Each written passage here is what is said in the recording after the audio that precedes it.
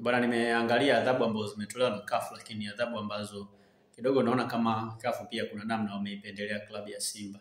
Yaani kutokana na kile ambacho kilitokea kwenye uwanja wa Benjamin Mkapa kwenye mchezo kati ya Simba na Al Masry. Kwangu naona kama CAF wameipendelea Simba kwa namna moja ama nyingine.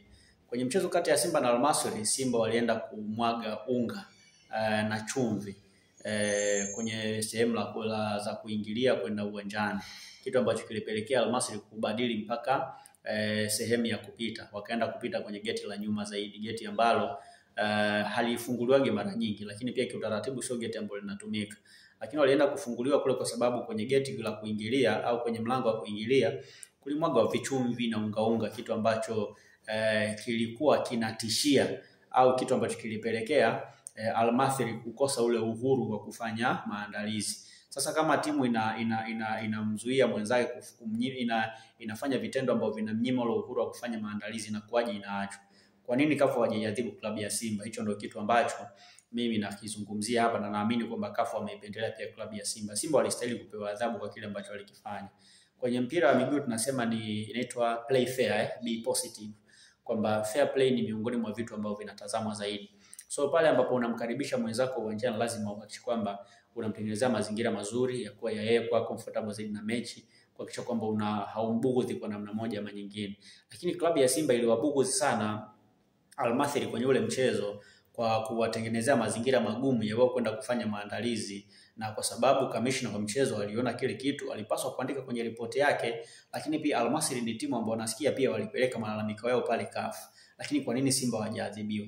Kuna namna CAF pia wameamua kubeba Simba kwenye hizo adhabu. To me, Simba walistahili kukutana na adhabu kwa kile ambacho walikifanya pale kwenye uwanja wa Benjamin Mkapa. Hakikuwa kitu sahihi na hakikuwa kitu sawa. Unajua Simba kwa mujibu wa kanuni za CAF ni kwamba unapokuwa unacheza nyumbani, kuna vitu ambavyo unatakiwa kuhakikisha kwamba mpinzani wako anavipata bila kubughudhiwa kwa namna yoyote ile. Na miongoni mwa vitu ambavyo unatakiwa kuhakikisha kwamba mpinzani wako anavipata bila kubughudhiwa kwa namna yoyote ile ni pamoja na uwanja wa kufanya mazoezi, hoteli ambapo anafikia, lakini pia kuhakikisha kwamba unampa security nzuri ya kumtoa airport kumpeleka mpaka kwenye uwanja wa mechi, kumpeleka pia kwenye uwanja wa mazoezi, lakini pia kuhakikisha kwamba unatengeneza mazingira mazuri au unafanya mawasiliano mazuri na wamiliki wa uwanja, kuhakikisha kwamba hawambughudhi yule mtu kwa namna moja ama nyingine, kitu ambacho kilienda na kikafanyika, kitu ambacho kwa upande wa Simba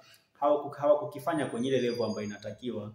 Wao walipaswa kuhakikisha kwamba Al Masry wanapokelewa vizuri na wanaenda kufanya mazoezi yao ya mwisho vizuri, lakini wao tukifanya Simba ni kwenda kuwabughudhi Al Masry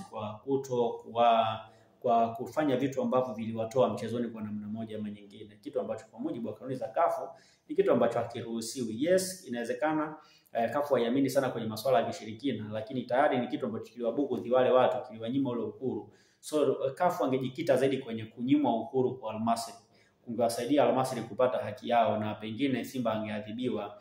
Kwa hiyo ni kitu ambacho mimi nakiona kama CAF hawajawatendea Al Masry haki kwa kile ambacho kilitokea. Walipaswa kuiadhibu klabu ya Simba kutokana na mazingira ya aina ile, kwa sababu zipo timu ambazo zimewahi kuadhibiwa kwa makosa kama yale. Kwa mfano, msimu uliopita kwenye mchezo kati ya ni mchezo ya AS Tunis na Mamelodi Sundowns, ilitokea pia vitu ambavyo vilikuwa vinaashiria kwamba imani za kishirikina kwa namna moja ama nyingine, kwa sababu ilionekana kama kuna maji ambayo yalikuwa yamemwagwa kwenye vyumba vya kubadilishia nguo ambayo Mamelodi Sundowns waliyatafsiri kwamba ni maji ambayo yanaashiria ushirikina ndani yake na yamewanyima uhuru kwa namna moja ama nyingine. Lakini AS Tunis waliadhibiwa, pamoja na kwamba kwenye ile game pia AS Tunis walishinda. Kumbuka Mamelodi Sundowns walifungwa nje ndani na waliadhibiwa. Sasa kwa nini AS Tunis waliadhibiwa lakini kwa upande wa Simba hawajaadhibiwa? Ndio hapo napata wasiwasi kwamba CAF wameamua kuipendelea Simba na kuibeba kwenye haya matukio. Walistahili kupigwa faini kwa sababu walifanya tukio ambalo sio la kiwana michezo. Kwa kawaida kwenye mpira sisi tunasema kwamba kila mtu anapaswa kuwa treated vizuri, kwamba unavyoenda kucheza mechi yako make sure kwamba unampokea mpinzani wako vizuri, make sure kwamba unamtengenezea mazingira mazuri ya kwenda uwanjani, make sure kwamba unatengeneza mfumo mzuri wa wao kuingia uwanjani kwenda kucheza mechi yao vizuri, kwa sababu utakapotengeneza mazingira mazuri kwa mpinzani wako, maana yake unamtengenezea hali ya kujiamini, na mwisho wa siku itatusaidia sisi kupata mechi nzuri, lakini kitokeo unamtengenezea mpinzani wako mazingira magumu ya yeye kucheza mechi, manake unaenda kuidhoofisha unaenda kufanya mpinzani adhoofike, ashinde kwenda kutoa mechi nzuri uwanjani, kitu ambacho pia wakati mwingine kinaweza kupelekea sintofahamu au watu wanaweza kuwa na hoja za kulalamika na wakaeleweka kwa sababu umemfanyia vitendo ambavyo sio vizuri kimpira. Kwa mimi, kwa mtazamo wangu, naamini kwamba kuna namna Simba walipaswa kuadhibiwa kwenye ile tukio ambalo walifanya, kwa sababu Al Masry walikuwa hawana shida na mtu yoyote, walikuja zao vizuri, na wakati Simba pia anaenda kule Misri hawakubugudhiwa na mtu yoyote, walipokelewa vizuri, wakaenda uwanjani vizuri, wakafanya maandalizi yao ya mwisho vizuri, wakatoka vizuri, hapa kuwepo na shida aina yoyote ile ambayo ilienda kutokea. Lakini kitendo cha wao kuanza kuwabugudhi wale na kuwanyima ule uhuru wa kufanya maandalizi yao vizuri, pengine kiliwachangia Al Masry kutokuwa na matokeo, kutokufanya vizuri uwanjani, na mwisho siku akapoteza mchezo. So to me I believe kwamba Simba walipaswa kuadhibiwa kwa namna moja ama nyingine, either kwa kutozwa faini au kwa kufungiwa, hata wasiingize mashabiki hata kwenye michezo miwili mitatu, lakini haikupaswa kuachwa hivi hivi tu kama ambavyo CAF imewaacha.